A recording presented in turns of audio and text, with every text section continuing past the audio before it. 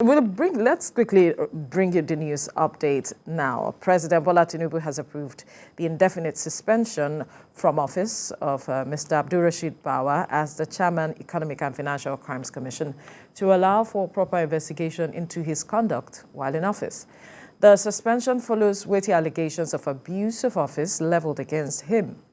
Mr. Bawa has been directed to immediately hand over the affairs of his office to the Director of Operations in the Commission, who will oversee the affairs of the office of the Chairman of the Commission, pending the conclusion of the investigation. And the suspension of the EFCC Chairman, Abdurrashid Bawa, has come at a time the anti-corruption chief is having a public rift with politicians, including the former governor of Zamfara State, Bello Matawale. Sifonesian has details. It's an action the chairman of the EFCC did not see coming. Abdurrashid Bawa is now out of office, a suspension that will pave the way for a proper investigation into his conduct while in office. The allegations against him are weighty, largely about abuse of office. This is coming at a time the anti-corruption chief is having a public rift with politicians, including the former governor of Zamfara State, Bello Matawale. Mr. Bawa's EFCC accused the former governor of fraud and diversion of state money to the tune of 70 billion naira. Firing back, the former governor accused the now suspended EFCC chairman of allegedly requesting a $2 million bribe from him. While the matter is raging, the EFCC chairman's suspension may now just pave the way for more revelations.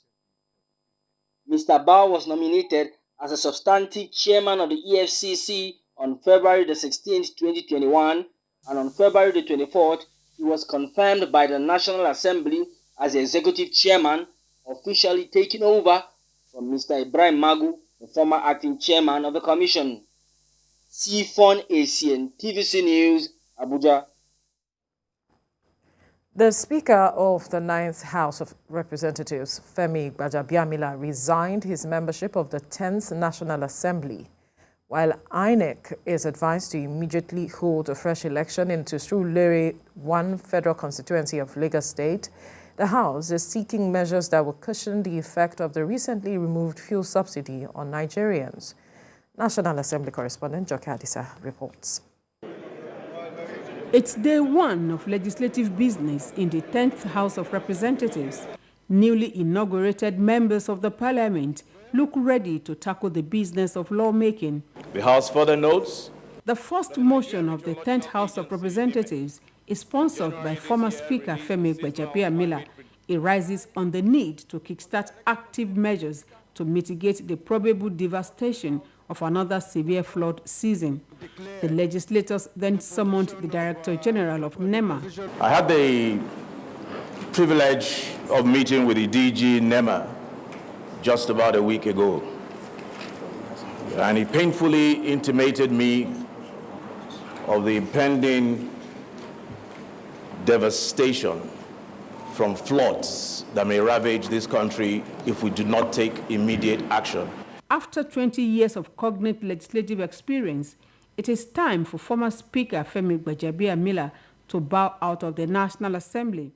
Having been appointed the Chief of Staff to President Bola Tinubu, Gbajabiamila tenders his resignation letter as a member of the 10th House of Representatives. At this moment, at this hour, and at this minute, present to you and the Honorable House my letter of resignation from this House. Then his seat is declared vacant.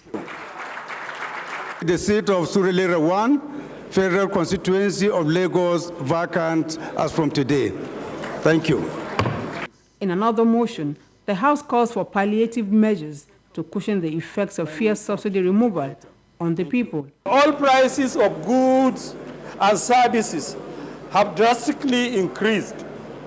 Also concerned that the sudden fuel subsidy removal has left millions of Nigerians terrified, thus causing untold hardship. The motion seeking palliatives to cushion the effect of fuel subsidy removal is referred to the House Committee on Labor, Employment and Productivity when constituted. The Speaker is expected to announce the composition of critical harder committees that will pilot the affairs of the House, pending the composition of substantive committees. Joke Adisa, TVC News, Abuja. Police authorities in Plateau State have confirmed the abduction of 7 students residing within the Udakung Students Off-Campus Community of Bauchi Ring Road in the state. Spokesperson, Plateau Police Command Alfredo Alabo, said the command received a distress call about an armed robbery case, which later turned out to be a kidnapping case. So far, 7 students of the University of Jos have been abducted by the gunmen. The PPRO assures that the police authorities are on top of the situation. As of yesterday, at about 22:00 hours, that's 10 p.m. yesterday night, our police officers in C Division received a distress call from a youth leader who have been working with us in that area in Zone 3 in Bauchi Ring Road in one Udakung community in Zone 3 that they have some hoodlums who have invaded the area.